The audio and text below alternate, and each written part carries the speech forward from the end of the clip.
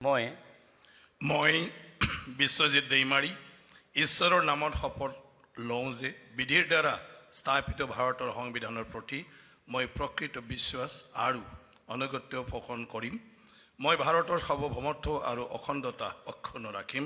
মই অসমৰ এগৰাকী মন্ত্ৰী হিচাপে মোৰ কৰ্তব্য বিশ্বস্ততাৰে আৰু শুদ্ধ অন্তঃকৰণেৰে সম্পাদন কৰিম আৰু মই ভয় বা পক্ষপাত অনুৰাগ বা বিদ্বেষ নোহোৱাকৈ সংবিধান আৰু আইন অনুসাৰে সকলো শ্ৰেণীৰ লোকৰ প্ৰতি ন্যায় আচৰণ কৰিম।